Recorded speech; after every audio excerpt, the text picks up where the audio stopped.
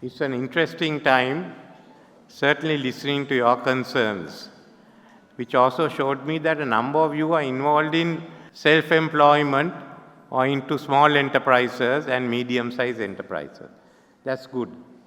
Now we have to see how we can encourage you to go ahead after we resolve the issues that have come out of the recent economic crisis.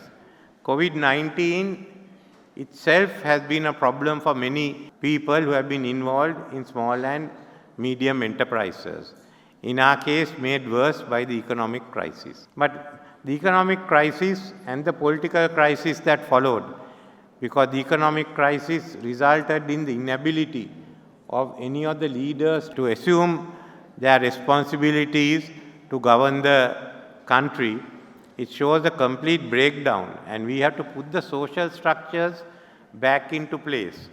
So we have to think anew. Don't think that you can go through the old system. That's the difference between me and the other candidates. They want to restore the old system. You can't. The party system is broken. It's not going to come back, as you call it. So we are looking at many of far-reaching changes, virtually revolution in the social area. In the country itself, economically it will be the export-oriented economy, a digital economy, a green economy, and an emphasis on modernizing agriculture and more into self-employment. Now those will also throw up opportunities for women to take part. On the social side, we'll be bringing in, there'll be two areas of focus. One is women. The Women's Empowerment Act is the first. We'll also bring in the Gender Equality Bill.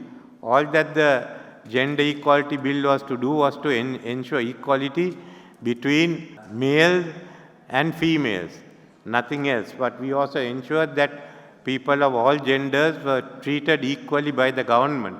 And I'm still committed to bringing it to ensure that there is justice done to women in looking at the treatment between the male gender and the female gender. So around women's empowerment and women's equality is how do we expand that and what are the roles we are going to play. We must not only talk of women in politics, but what about women in business, in management? What is the ratio? In Sri Lanka, we still haven't got the ratios between males and females that have to be maintained. And the second will be the Social Justice Commission. That will be another law to bring in social justice. We have to overcome the existing bias on class, caste, and other issues. So if we do this, then we will certainly be ensuring a much fairer society, and thereafter ensuring women's representation at different levels. We are talking of political agencies. What about boards of directors? What about other agencies? So let's look at it in a very broad way. And next year will be the opportunity first for the women's organizations to meet and to women to meet to decide how we are going to bring together a master plan for women's empowerment in Sri Lanka. So these are the issues I thought I would deal with you. But nevertheless, thank you very much for the patience you had listening to me. And remember the gas cylinder on the 21st of September.